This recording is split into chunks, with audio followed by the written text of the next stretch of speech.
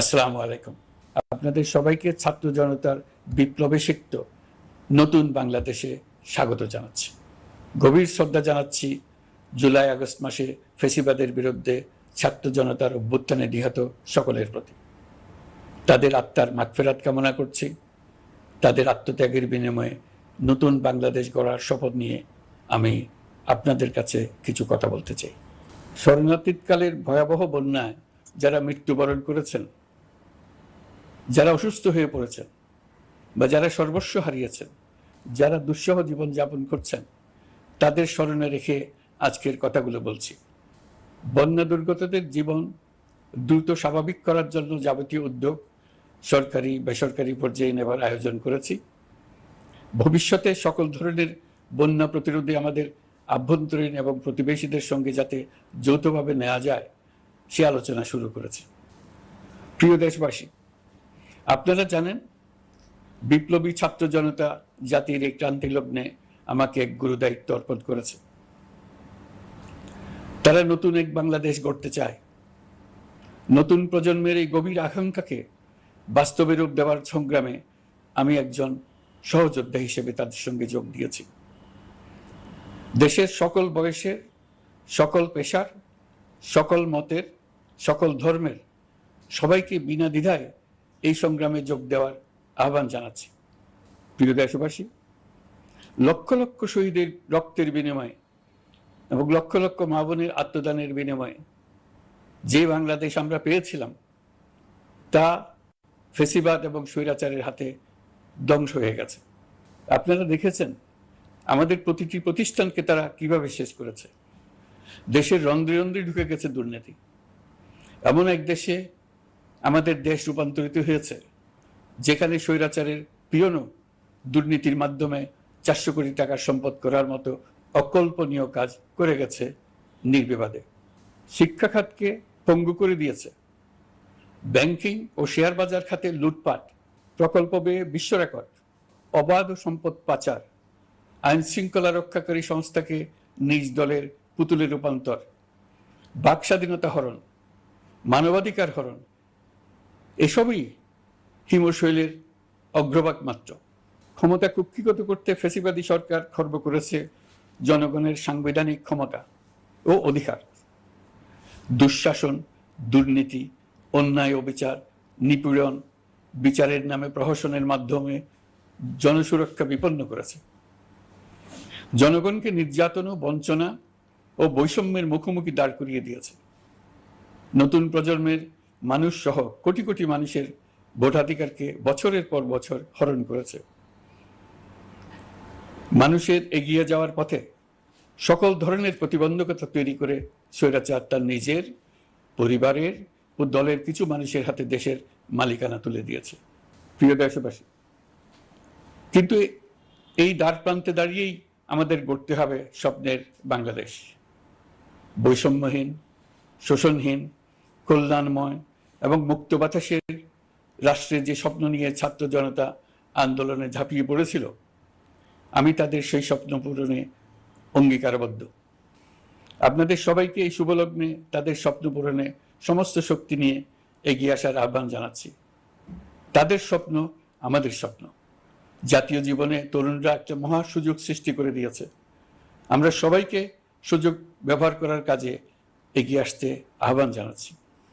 গণরোষের মুখে ফ্যাসিবাদী সরকার প্রধান দেশ ত্যাগ করার পর আমরা এমন একটি দেশ গড়তে চাই যেখানে প্রতিটি নাগরিকের মানবাধিকার থাকবে পুরোপুরি সুরক্ষিত। আমাদের লক্ষ্য একটাই, উদার, গণতান্ত্রিক, বৈষম্যহীন, অসাম্প্রদায়িক বাংলাদেশ। আমরা এক পরিবার, আমাদের এক লক্ষ্য। কোনো ভেদাভেদ যেন আমাদের স্বপ্নকে ব্যাহত করতে না পারে, সেজন্য আমরা প্রতিজ্ঞাবদ্ধ। বর্তমান সরকারের দায়িত্ব গ্রহণের মাত্র 2 সপ্তাহ শেষ হলো। কর্মযাত্রার প্রথম পর্যায়ে রাষ্ট্র সংস্কারের কাজে আপনাদের কাছ থেকে যে সমর্থন পাচ্ছি সেজন্য আন্তরিক ধন্যবাদ। আমরা অনুধাবন করছি যে আমাদের কাছে আপনাদের প্রত্যাশা অনেক। এই প্রত্যাশা পূরণে আমরা বদ্ধপরিকর। যদিও দীর্ঘদিনের গণতন্ত্রহীনতা, 15 বছরের ফ্যাসিবাদী শাসন ব্যবস্থা প্রায় প্রতিটি ক্ষেত্রেই আমাদের জন্য পর্বতসম চ্যালেঞ্জ রেখে গিয়েছে, কিন্তু এই চ্যালেঞ্জ গ্রহণে আমরা প্রস্তুত। আজ আমি সরকারের পক্ষ থেকে আপনাদের দোয়া ও সহযোগিতা কামনা করতে আপনাদের সামনে এসেছি। শুধু আমি বলবো, আপনাদের একটু ধৈর্য ধরতে হবে। এখনই সব দাবি পূরণ করার জন্য জোর করা, প্রতিষ্ঠানে ঢুকে ব্যক্তিবিশেষকে হুমকির মধ্যে ফেলা, মামলা গ্রহণের জন্য চাপ সৃষ্টি করা, বিচারের জন্য গ্রেফতারকৃত ব্যক্তিকে আদালতে হামলা করে আগেই এক ধরনের বিচার করে ফেলার যে প্রবণতা, তা থেকে বের হতে হবে। ছাত্র জনতার বিপ্লবের গৌরব ও সম্ভাবনা এসব কাজে ম্লান হয়ে যাবে। নতুন বাংলাদেশ গড়ার প্রচেষ্টাও এতে ব্যাহত হবে। রাতারাতি এই পরিস্থিতি থেকে উত্তরণ কঠিন। নড়বড়ে এক কাঠামো, আমি বরং বলবো জনস্বার্থের বিপরীতমুখী এক কাঠামোর উপর দাঁড়িয়ে আমাদেরকে দেশ পুনর্গঠনের কাজে হাত দিতে হয়েছে। আমরা এখান থেকেই বাংলাদেশকে এমনভাবে করতে চাই যেন এদেশে জনগণই সত্যিকার অর্থে সকল ক্ষমতার উৎস হয়, বিশ্ব দরবারে একটি মানবিক ও কল্যাণকর রাষ্ট্র হিসেবে সমাদৃত হয়। তরুণ প্রজন্ম, শিক্ষার্থী ও জনতার আত্মত্যাগের প্রতি সম্মান জানাতে রাষ্ট্র সংস্কারের কাজে সফল আমাদের হতেই হবে, এর আর কোনো বিকল্প নেই। প্রিয় দেশবাসী, আপনারা ইতিমধ্যে জেনেছেন জুলাই আগস্ট মাসে গণ অভ্যুত্থানে বল প্রয়োগ ও হতাহতের যে দুঃসহ ঘটনা ঘটানো হয়েছে তার স্বচ্ছ তদন্ত করতে জাতিসংঘের মানবাধিকার কমিশনের প্রধানকে বাংলাদেশে এসে তাদের তদন্ত শুরু করতে আমরা আমন্ত্রণ জানিয়েছি। তদন্তের এই প্রক্রিয়া এই সপ্তাহে শুরু হবে। তাদের প্রথম দল ইতিমধ্যে এসে গেছে। আমরা ইতিমধ্যে ছাত্র জনতার বিপ্লবকে নস্যাৎ করতে যে শত শত মিথ্যা ও হয়রানিমূলক মামলা দায়ের করা হয়েছিল তার অধিকাংশ প্রত্যাহার করেছি এবং আটক ছাত্র জনতার মুক্তি লাভের ব্যবস্থা করেছে। পর্যায়ক্রমে মিথ্যা ও গায়েবী সকল মামলার ক্ষেত্রে অনুরূপ ব্যবস্থা গ্রহণ করে মানুষকে দুঃসহ ভোগান্তি থেকে মুক্ত করা হবে। ন্যায় বিচার নিশ্চিত করতে গণ অভ্যুত্থানের সকল শহীদ পরিবারকে পুনর্বাসন করবে।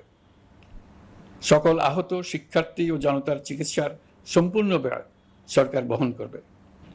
সেই লক্ষ্যে স্বাস্থ্য মন্ত্রণালয়ের নেতৃত্বে উপদেষ্টা পরিষদে বৈষম্য বিরোধী ছাত্র আন্দোলনের প্রতিনিধিত্বকারী 2 জন উপদেষ্টার সহায়তায় একটা পূর্ণাঙ্গ তালিকা প্রস্তুত করা হচ্ছে। এই কার্যক্রমের জন্য এবং গণ অভ্যুত্থানের শহীদদের স্মৃতি ধরে রাখতে সরকার অতি দ্রুত জুলাই গণহত্যা স্মৃতি ফাউন্ডেশন নামে একটি ফাউন্ডেশন প্রতিষ্ঠা করার প্রক্রিয়া শেষ পর্যায়ে এনেছে। আপনাদের সবার এবং বিদেশে অবস্থানরত ভাই বোনদের অনুদান এই প্রতিষ্ঠানে পাঠানোর জন্য অনুরোধ করছি। আমি ব্যক্তিগতভাবে এই প্রতিষ্ঠানের চেয়ারম্যানের পদ গ্রহণ করেছি। প্রিয় দেশবাসী, আপনারা লক্ষ্য করেছেন দায়িত্ব গ্রহণ করেই আমাদেরকে আইন শৃঙ্খলা অঙ্গনে অস্থির পরিস্থিতি সামাল দিতে হয়েছে। আপনাদের সহযোগিতা ও সমর্থনে দেশপ্রেমিক সকল আইন শৃঙ্খলা রক্ষাকারী বাহিনী কাজে যোগ দিয়েছে। ফ্যাসিবাদী সরকার প্রশাসনের চরম দলীয়করণ করার ফলে বিপুল সংখ্যক কর্মকর্তা কর্মচারী দীর্ঘদিন বৈষম্যের শিকার হয়েছেন। আমরা ইতিমধ্যে সংশোধনমূলক ব্যবস্থা গ্রহণ করতে আরম্ভ করেছি, তবে প্রশাসনকে গতিশীল রাখতে এবং একই সাথে সুনির্দিষ্ট পদ্ধতি অনুসরণ করে সঠিক সিদ্ধান্তে উপনীত হতে সময় প্রয়োজন। সেজন্য সকলকে ধৈর্য ধরার অনুরোধ করছি। প্রশাসনের সকল ক্ষেত্রে প্রতিষ্ঠানগুলো যেন জনগণের আস্থা ফিরে পায়, সেটি আমাদের অন্যতম উদ্দেশ্য। লুটপাট ও দুর্নীতির আখড়ায় পরিণত করা ব্যাংকিং খাতে সুশাসন নিশ্চিত করার জন্য আমরা উদ্যোগ নিয়েছি। এই খাতে দক্ষ জনবল নিয়োগ দেওয়া হচ্ছে। ব্যাংকিং খাতে শৃঙ্খলা স্থাপন, ব্যবসা বাণিজ্যে সহায়ক পরিবেশ তৈরি এবং জনগণের জীবনযাপন সহজ করতে নিত্য প্রয়োজনীয় দ্রব্যমূল্য ও মূল্যস্ফীতি নিয়ন্ত্রণে আনার আমরা উদ্যোগ সচল করেছি। ব্যাংকিং খাতে দীর্ঘমেয়াদী সংস্কারের জন্য ব্যাংক কমিশন গঠন করা হবে। আর্থিক খাতে সার্বিক পরিস্থিতি ও সংস্কার বিষয়ে একটি রূপকল্প তৈরি করা হবে, যা দ্রুত জনসমক্ষে প্রকাশ করা হবে। শেয়ার বাজার, পরিবহন খাত সহ যেসব ক্ষেত্রে চরম বিশৃঙ্খলা বিরাজ করছে তা নিরসনের দ্রুত পদক্ষেপ নেওয়া হচ্ছে। বিচার বিভাগকে দুর্নীতি ও দলীয় প্রভাব মুক্ত করতে কার্যক্রম শুরু হয়েছে।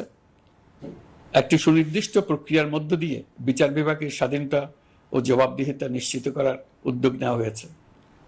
ফ্যাসিবাদী সরকারের বিচার বহির্ভূত হত্যাকাণ্ড, গুম, খুন, অপহরণ এবং আয়নাঘরের মতো চরম ঘৃণ্য সকল অপকর্মের ন্যায় বিচার নিশ্চিত করা হবে। এসব অপকর্মের সঙ্গে জড়িত সকলের বিচার নিশ্চিত করা হবে। তালিকা প্রস্তুত করে মিথ্যা মামলা প্রত্যাহার করা হবে। দুর্নীতি ও সম্পদ পাচারের বিচার করা হবে। আইন শৃঙ্খলার ক্ষেত্রে জনমুখী ও দলীয় প্রভাবমুক্ত জবাবদিহিমূলক কাঠামো সৃষ্টির লক্ষ্যে পুলিশ কমিশন গঠন করা হবে। জাতিসংঘের তদন্ত প্রতিবেদন, দায়িত্বপ্রাপ্ত সকল সংস্থা ও জনগণের সাথে মত বিনিময়ের মাধ্যমে কমিশনের নেতৃত্বে প্রয়োজনীয় সংস্কার করা হবে। বাংলাদেশকে আর কোনোদিন কেউ যেন কোনো পুলিশি রাষ্ট্রে পরিণত করতে না পারে তার ব্যবস্থা করা হবে। তথ্যের অবাধ প্রবাহ ও গণমাধ্যমের স্বাধীনতা নিশ্চিত করা হবে। ফ্যাসিবাদী সরকার গণমাধ্যমের উপরও দলীয়করণ ও নির্যাতনের বোঝা চাপিয়েছিল। জনগণের তথ্যের অধিকার নিশ্চিত করতে আমরা প্রতিশ্রুতিবদ্ধ। তথ্যের প্রবাহে বিদ্যমান আইনি ও অন্যান্য বাধা অপসারণ করা হবে। মত প্রকাশের স্বাধীনতা বাধাগ্রস্ত করে এমন সব আইনের নিপীড়নমূলক ধারা সংশোধন করা হবে। ইতিমধ্যে এই ধরনের আইনগুলো চিহ্নিত করে এই প্রক্রিয়া শুরু করা হয়েছে। বিদেশি সংবাদকর্মীদের এদেশে আসার পর যে অলিখিত নিষেধাজ্ঞা ছিল, ইতিমধ্যে আমরা তা তুলে নিয়েছি। বিদেশি সাংবাদিকদের দ্রুত ভিসা দিতে সংশ্লিষ্ট কর্মকর্তাদের নির্দেশ দেওয়া হয়েছে। আমরা আশা করি পরিবর্তিত পরিস্থিতিতে গণমাধ্যম কর্মীরা নিরপেক্ষ সাংবাদিকতা চালিয়ে যাবেন। শিক্ষাক্ষেত্রে চরম নৈরাজ্য প্রতিষ্ঠিত করে গেছে বিগত সরকার। আমরা তার পূর্ণাঙ্গ সংস্কারের উদ্যোগ নেব।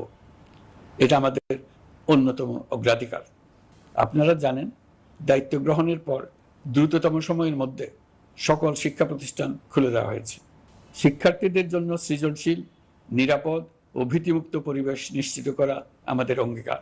একই সাথে পাঠ্যক্রমকে যুগোপযোগী করার কাজও দ্রুত শুরু করা হবে। গণতন্ত্রকে সুসংহত করতে স্থানীয় সরকার প্রতিষ্ঠানগুলোকে শক্তিশালী করা হবে এবং ক্ষমতার বিকেন্দ্রীকরণ নিশ্চিত করা হবে। ছাত্র জনতার গণঅভ্যুত্থানকে সফল পরিণতি দিতে প্রশাসন, বিচার বিভাগ, নির্বাচন কমিশন ও নির্বাচনী ব্যবস্থা, আইন শৃঙ্খলা খাত এবং তথ্য প্রবাহে প্রয়োজনীয় সংস্কার সম্পূর্ণ করে অবাধ ও সুষ্ঠু অংশগ্রহণমূলক নির্বাচন আয়োজন করা হবে। এর লক্ষ্য হবে দুর্নীতি, লুটপাট, গণহত্যার বিরুদ্ধে একটি জবাবদিহিতামূলক রাজনৈতিক বন্দোবস্তের সূচনা। বর্তমান সরকার দুর্নীতির বিরুদ্ধে স্পষ্ট অবস্থান গ্রহণ করেছে। আমাদের সকল উপদেষ্টা দ্রুততম সময়ের মধ্যে তাদের সম্পদের বিবরণ প্রকাশ করবেন। পর্যায়ক্রমে এটা সকল সরকারি কর্মকর্তাদের ক্ষেত্রেও নিয়মিত এবং বাধ্যতামূলক করা হবে। রাষ্ট্রীয় পর্যায়ে দুর্নীতির বিরুদ্ধে ব্যবস্থা গ্রহণে সংবিধানের ৭৭ অনুচ্ছেদে প্রতিশ্রুত ন্যায়পাল নিয়োগে অধ্যাদেশ প্রণয়ন করা হবে। এবার কৃষি খাতের কথা একটু বলে। কৃষি নির্ভর বাংলাদেশে কৃষকের স্বার্থ যেন সুরক্ষিত থাকে, কৃষক যেন তার উৎপাদিত পণ্যের ন্যায্য মূল্য পায়, তা নিশ্চিত করা হবে। প্রবাসী শ্রমিকরা যেভাবে বৈষম্য বিরোধী ছাত্র জনতার আন্দোলনকে সমর্থন দিয়েছে, মুক্তিকামী জনগণ তা কৃতজ্ঞ চিত্তে স্মরণ করে। তাদের প্রতি সকল পর্যায়ে সম্মানজনক আচরণ নিশ্চিত করা হবে। বাংলাদেশের স্বাস্থ্য খাত অন্যতম দুর্নীতিগ্রস্ত খাত। জনগণের জন্য পর্যাপ্ত স্বাস্থ্যসেবা নিশ্চিত করার লক্ষ্যে স্বাস্থ্য খাতে প্রয়োজনীয় সংস্কার করা হবে। এই খাতে সংশ্লিষ্ট সকলকে জবাবদিহিতার আওতায় আনা হবে। হাসপাতালগুলোকে আধুনিকায়নের উদ্যোগ নেওয়া হবে এবং সেখানে সরকারি ডাক্তার সহ বিশেষজ্ঞদের নিয়মিত উপস্থিতি নিশ্চিত করা হবে। স্বাস্থ্যসেবা যাতে নির্দিষ্ট কিছু অঞ্চলে কেন্দ্রীভূত না থাকে, দেশের সব অঞ্চলের মানুষ সমান স্বাস্থ্যসেবা পায়, সে লক্ষ্যে প্রয়োজনীয় উদ্যোগ নিতে আমরা বদ্ধপরিকর। বর্তমান প্রজন্ম অনেক বেশি সচেতন। বিশ্বের বিভিন্ন প্রান্তে ঘটে যাওয়া পরিবর্তন বিষয়ে তারা ওয়াকিবহাল শুধু নয়, তারা নেতৃত্ব দিচ্ছে। তারা যে উন্নয়নের স্বপ্ন দেখে তা টেকসই এবং পরিবেশ বান্ধব, প্রকৃতি ধ্বংসকারী উন্নয়ন নয়। শুধু জিডিপি একটি দেশের উন্নয়নের মাপকাঠি হতে পারে না। নদী, নালা, খাল, দূষিত করে যে উন্নয়ন হয় তা দীর্ঘমেয়াদী টেকসই নয়। জীবাশ্ম জ্বালানির বিরুদ্ধে পরিবেশবাদীদের সাথে আমাদের সরকারের অবস্থান সামঞ্জস্যপূর্ণ। জলবায়ু পরিবর্তন রোধ করতে এবং আগামী প্রজন্মের জন্য সুস্থ একটা পৃথিবী রেখে যেতে কার্বন নিঃসরণ শূন্যের কোটায় নামিয়ে আনার বিকল্প নেই।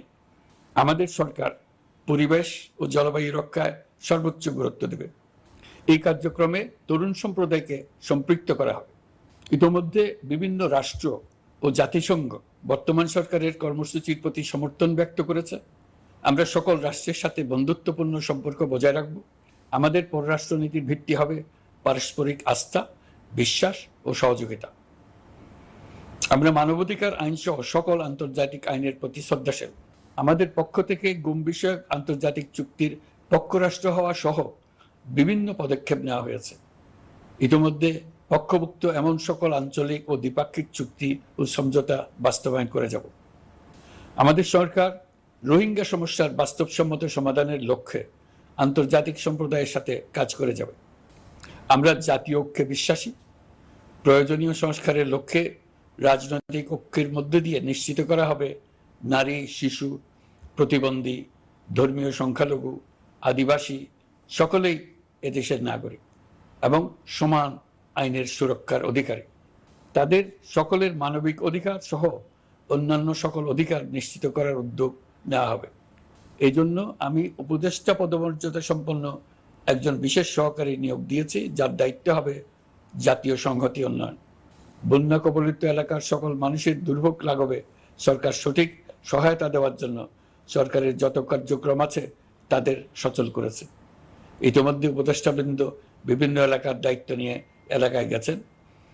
আমার কার্যালয়ে একটা নিয়ন্ত্রণ কক্ষ স্থাপন করা হয়েছে। বন্যা পরবর্তী কার্যক্রম নেওয়া হয়েছে। ভবিষ্যতে বন্যা নিয়ন্ত্রণের জন্য করণীয় কি স্থির করার জন্য পদক্ষেপ নেওয়া হচ্ছে।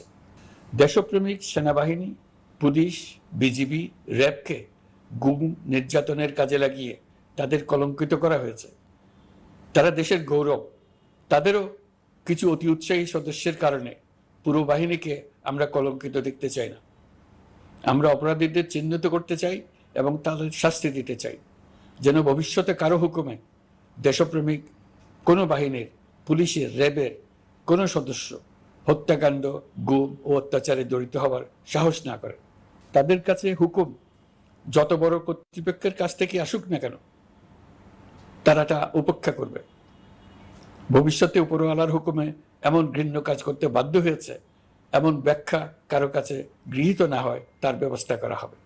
আমি দেশরক্ষা বাহিনী, পুলিশ বাহিনী এবং অন্যান্য সহল বাহিনীকে নির্দেশ দিয়েছি তারা তাদের মধ্যে যারা হত্যাকাণ্ড, গুম, খুন বা শারীরিক মানসিক অত্যাচারে সরাসরি জড়িত তাদের চিহ্নিত করে বিচারের ব্যবস্থা করতে। যারা গুম হয়েছে, হত্যার শিকার হয়েছে তাদের তালিকা প্রস্তুত করতে। তাদের পরিবার সমূহকে সান্ত্বনা দেওয়ার ভাষা আমার নাই। তাদের জীবনে শান্তি ফিরিয়ে আনতে আমরা প্রচেষ্টা অব্যাহত রাখব। আমি সকল দেশরক্ষা বাহিনী ও আইনশৃঙ্খলা বাহিনীকে তাদের উপর জনগণের সম্পূর্ণ আস্থা ফিরিয়ে আনতে সকল পদক্ষেপ গ্রহণ করতে নির্দেশ দিয়েছি। গত 15 বছরের দুর্নীতি, অর্থ পাচার ও জনস্বার্থ বিরোধী চুক্তি স্বাক্ষর, প্রকল্পের নামে লুটপাট ইত্যাদি তথ্য নিয়ে একটি শ্বেতপত্র প্রণয়নের জন্য আমি ইতিমধ্যে একটি কমিটি গঠন করেছি। আমি বিভিন্ন দেশের রাষ্ট্রদূত এবং দাতা সংস্থার প্রতিনিধিদের সঙ্গে বৈঠক করেছি এবং করে যাচ্ছি। ছাত্র জনতার গণঅভ্যুত্থানের পর দেশ গঠনের জন্য সকল প্রকার আর্থিক অন্যান্য সহযোগিতার জন্য তাদেরকে অনুরোধ জানাচ্ছি। তারা এই ব্যাপারে আগ্রহ দেখাচ্ছে। তাদের কাছে আমাদের প্রস্তাব শুভ প্রণয়ন করে দ্রুত পাঠানোর ব্যবস্থা নিয়েছে। তাদেরকে অনুরোধ জানিয়েছি তারা যেন পরিস্থিতির কারণে অতি দ্রুত অর্থ ছাড় করার ব্যবস্থা নেন। তাদেরকেও বলেছি যে অবস্থার মধ্য দিয়ে আমরা যাচ্ছি তা যেমন একটি দুর্যোগপূর্ণ সময়, তেমনি এটা জাতির জীবনে মস্ত বড় সুযোগ। এই সুযোগকে যেন আমরা পূর্ণভাবে কাজে লাগাতে পারি, সেই জন্য তাদের সহযোগিতা চেয়েছি। এই গণ অভ্যুত্থানে বিদেশে অবস্থানকারী বাংলাদেশিরা অত্যন্ত গুরুত্বপূর্ণ ভূমিকা পালন করেছেন। জাতি তাদের অবদান বিশেষভাবে স্মরণ করবে। নতুন বাংলাদেশ গড়ার কাজে আমরা তাদের অংশগ্রহণ চাইব। আমাদের একটি লক্ষ্য হবে বিদেশগামী এবং প্রত্যাবর্তনকারী প্রত্যেক প্রবাসী শ্রমিককে মর্যাদা ও সম্মানের সঙ্গে দেশে আসা এবং যাওয়া নিশ্চিত করা। সে ব্যাপারে শিগগিরই পদক্ষেপ নেওয়া হবে। বিদেশে অবস্থানরত সকলের কাছে আমার আবেদন, তারা যেন তাদের উপার্জিত অর্থ অফিসিয়াল চ্যানেলে দেশে পাঠান। দেশের অর্থনৈতিক সংকট উত্তরণে এই অর্থ বিশেষভাবে প্রয়োজন। কি কি ব্যবস্থা নিলে তাদের জন্য অফিসিয়াল চ্যানেলে অর্থ পাঠানো সহজ হবে সেটা সম্বন্ধে আমরা তাদের পরামর্শ নেব। সারা দেশ ঘুষের মহাসমুদ্রে নিমজ্জিত। কিভাবে ঘুষ থেকে আমরা মুক্ত হতে পারি তার জন্য আমাদের পরামর্শ দেন। শুধু এই কাজটা নিয়ে অগ্রসর হতে পারলেই আমি মনে করি দেশের জন্য এই সরকার একটা গুরুত্বপূর্ণ অবদান রেখে গেছে বলে স্মরণীয় হয়ে থাকবে। আমি কথা দিচ্ছি, এই ব্যাপারে আমি আমার সর্বশক্তি নিয়োজিত করব। আমাদের দায়িত্ব দেশের সকল মানুষকে একটি পরিবারের বন্ধনে আবদ্ধ করা। পরিবারে মতভেদ থাকবে, বাকবিতণ্ডা হবে, কিন্তু আমরা ভাই বোন, আমরা বাবা মা, আমরা কেউ কারো শত্রু না। কাউকে তার মতের জন্য শত্রু মনে করব না, কাউকে ধর্মের কারণে শত্রু মনে করব না, কাউকে লিঙ্গের কারণে শত্রু মনে করব না। আমরা সবাই সমান, কেউ কারো উপরে, কেউ কারো নিচে না। এই ধারণা আমরা জাতীয় জীবনের সর্বক্ষেত্রে প্রতিষ্ঠিত করতে চাই। একটা বিশেষ ব্যাপারে আমরা আপনাদের সহযোগিতা চাচ্ছি। আমাদের দায়িত্ব গ্রহণের পর থেকে প্রতিদিন সচিবালয়ে, আমার অফিসের আশেপাশে, শহরের বিভিন্ন স্থানে সমাবেশ করা হচ্ছে। গত 16 বছরের অনেক দুঃখ কষ্ট আপনাদের জমা আছে, সেটা আমরা বুঝি। আমাদের যদি কাজ করতে না দেন তাহলে এই দুঃখ ঘোচানোর সকল পথ বন্ধ হয়ে যাবে। আপনাদের কাছে একান্ত অনুরোধ, আমাদের কাজ করতে দেন। আপনাদের যা চাওয়া তা লিখিতভাবে আমাদেরকে দিয়ে যান। আমরা আপনাদের বিপক্ষ দল নয়। আইনসঙ্গতভাবে যা কিছু করার আছে আমরা অবশ্যই তা করব, কিন্তু আমাদেরকে ঘেরাও করে এই গুরুত্বপূর্ণ দিনগুলোতে আমাদের কাজে বাধা দেবেন না। সবাই মিলে তাদের বোঝান, তারা যেন এই সময়ে তাদের অভিযোগের প্রতি দৃষ্টি আকর্ষণের জন্য আমাদের দৈনন্দিন গুরুত্বপূর্ণ কাজে বাধা না দেন। একটা বিষয়ে সবাই জানতে আগ্রহী, কখন আমাদের সরকার বিদায় নেবে? এটার জবাব আপনাদের হাতে। কখন আপনারা আমাদেরকে বিদায় দেবেন?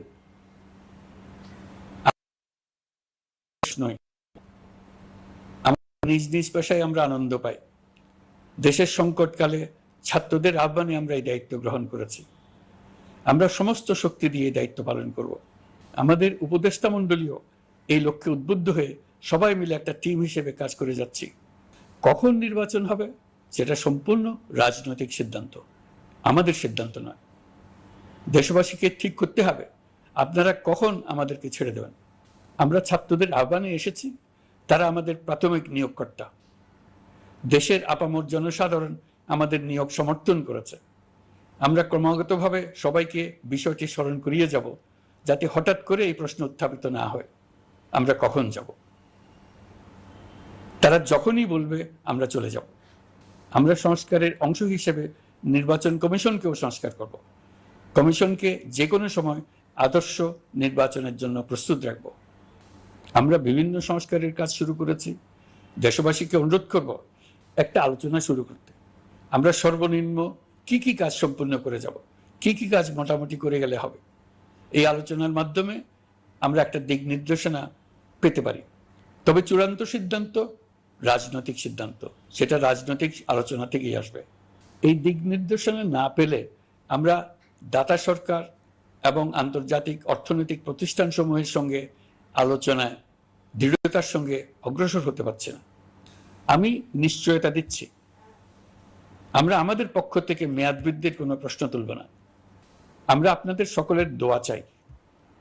যে কদিন আছি সেই সময়টুকু উপদেষ্টা মণ্ডলীর প্রত্যেকে নিজ নিজ সাধ্যমতো দেশের এই সংকটকালে সংকট উত্তরণে যেন নিজ নিজ মেধা সাধ্যমতো কাজে লাগাতে পারে। নতুন বাংলাদেশ গড়ার যে সুযোগ ছাত্র জনতার রক্তের বিনিময়ে আমরা অর্জন করলাম, আমরা আমাদের মতানৈক্যের কারণে সেটা যেন হাতছাড়া করে না ফেলে, এটা আমরা নিশ্চিত করতে চাই। এই সুযোগ এবার হারিয়ে ফেললে আমরা জাতি হিসেবে পরাজিত হয়ে যাব। শহীদ, আহত এবং জীবিত ছাত্র জনতার কাছে আমরা প্রতিজ্ঞাবদ্ধ থাকতে চাই আমরা এই অর্জনকে কিছুতেই হারিয়ে যেতে দেব না। যে সুযোগ তারা আমাদেরকে দিয়েছে তার মাধ্যমে আমাদের দেশকে পৃথিবীর একটি শ্রদ্ধেয়, সকল দিকে দৃষ্টান্ত স্থাপনকারী দেশে পরিণত করতে আমরা শপথ নিয়েছি। সবশেষে আবারও আমাদের দেশের সকল মানুষ, শিশু, কিশোর কিশোরী, তরুণ তরুণী, বয়স্ক, বৃদ্ধ, নারী, পুরুষ সবার কাছে দোয়া চাইছি যেন আমরা আমাদের সকলের স্বপ্ন বাস্তবায়নে সফল হই। আল্লাহ আমাদের সহায় হন।